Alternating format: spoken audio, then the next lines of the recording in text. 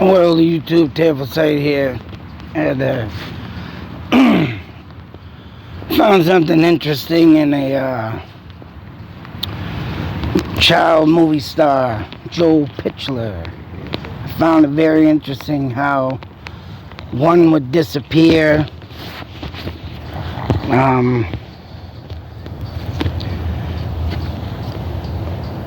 from being, popular and whatnot. Even though it has happened in the past, don't get me wrong. A lot of people popular disappear also. And therefore, whether the fame is too much, whether they have a stalker or a, obsessed fan, some say, or even law enforcement says, finding notes throughout his home and stuff saying he's probably suffered from depression and maybe took his own life. But I would assume someone taking their own life, a body would be found. This kid, I didn't read an article yet, but as you can see, I got this off of Shorts. And if you want to check it out, there's the YouTuber. But not only that,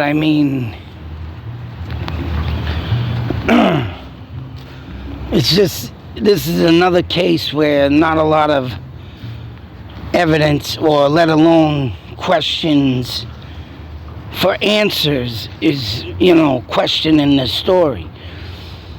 Just, as soon as the law enforcement says what they say, sometimes this, gets swept aside and, we're the person who went and killed himself. Sorry, we can't find his body. When you're a movie star, say so, or sometimes even hell, a celebrity rock star, there's plenty of them missing persons. There's one thing you gotta watch out for, I could say. Once you start getting famous, you gotta watch your back. You get crazed fans. And it's about a wonder why, when, people get popular, they start really securing themselves. And, of course, you get them friends that say, oh, we ain't my friend no more, we hang out, blah, blah, blah. But, sometimes people got to do things to protect themselves, and you can't help the matter. Don't get me wrong, if there's real true friends, and not just ones coming out for your money as being popular, hey, hell yeah, it's the way it should be. But when you get crazed fans, and you don't want to be in the public's eyes, even though you are, it's one of them tough hearsay, type things. But yeah, you start getting creepy messages or obsession from someone, and you really gotta take a notice to them things. And that is not said in this case to say so if this kid had, one of them crazed fans, crazy, insane. Joel Pitler is known for his roles in Varsity Blues, I think the third and fourth installment of the Beethoven movies, and that's one of them got him his, real popularity. But, he starred in some commercials and everything. Family members said he was high-spirited, of course. Don't get me wrong, everybody says different when, supposedly someone's depressed, like the police say. If he was playing cards, I guess, with his friends, laughing. But, of course, no one knows what happens of depression once someone, right, goes home alone or shuts that door behind them in a room. You're not going to know what's going on, you know, until it's too late. Sucks to say. Hey, I suffer from depression, and some days I don't want to be here and wish I could just run away, but I keep trying to fight myself from that. And I got a strong backbone anyways of family and friends that, you know, keep me motivated and stuff like that. But yeah, I do suffer from that kind of depression where I just want to, you know, whatever, see you later, it's over. And I know where it's coming from if this kid had it. Yeah, sometimes, you know, fortune and fame ain't right for people. Sometimes it's just too much. But I don't understand that though, because if I could live comfortably, you know, I wouldn't be so depressed, because that's all I've ever known is fighting, struggling, being homeless 5 times. You know, I mean, not homeless on the streets, but living in motels and paying high rent, you know, weekly rent, and trying to scrounge that money to, you know, pay the week. You know, there's a lot of stuff that goes down, man, and when you don't have that support, it's like you're doing anything to try and keep yourself on. I'll admit it, man. I even got caught stealing meat. That, you know, Thanksgiving in a friggin' motel room. And I'm sitting there like, I didn't get enough money. You know, even the work I was doing, lousy frickin' chump change, right?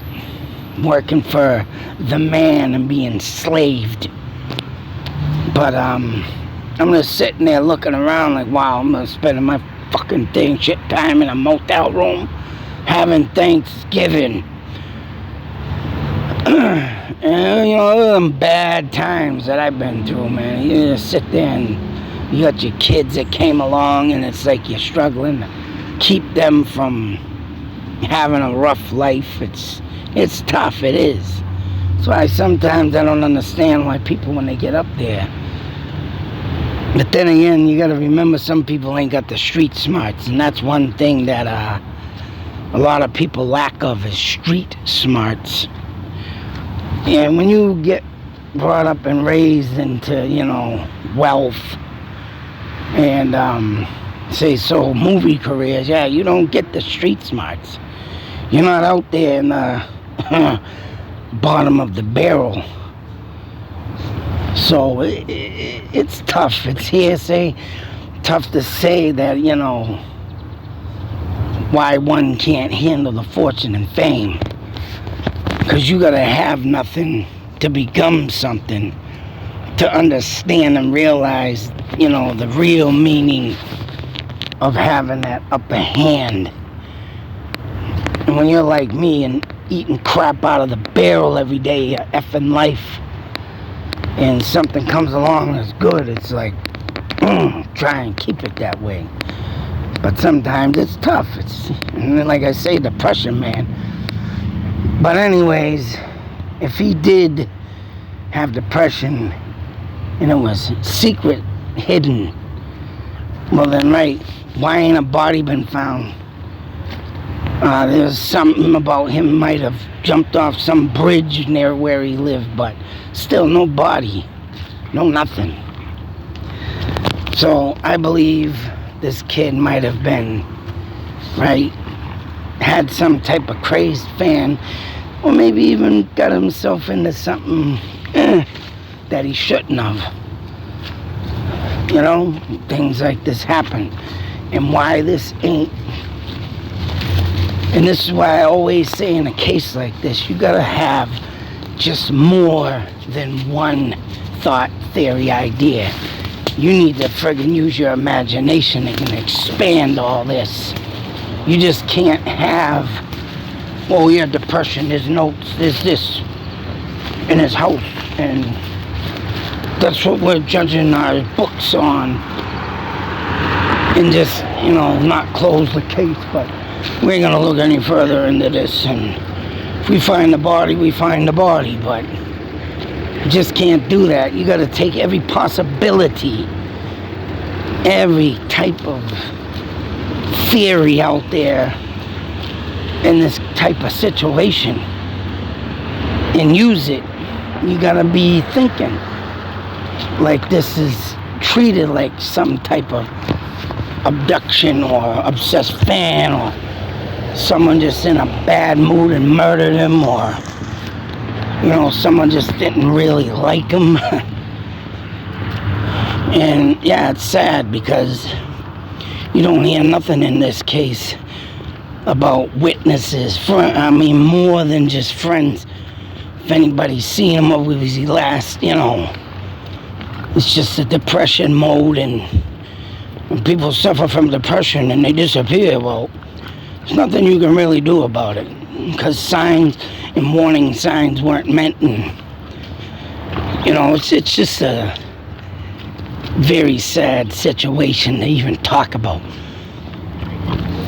But I don't know, foul play, I do believe, is in this case. I am going to read a little more into this. I am going to do maybe a little mapping of this to see where he was. He was in Washington State. And out Washington way, man, there's a lot of out west crazy stuff. He could even have gotten kidnapped into sex slaving, and there's that possibility. Yeah, the kid was 18 years old when he went missing, so do the math and do the figuring. And what they look for in this type of sex slaving, I think he meets them requirements, because they don't pray, I think. They do, but troubled kids that are violent, say so, they look for the normal looking kids, right? The ones that are less street smart. That's right. Remember that. But anyways, let's take a moment of silence to recognize this poor lost soul.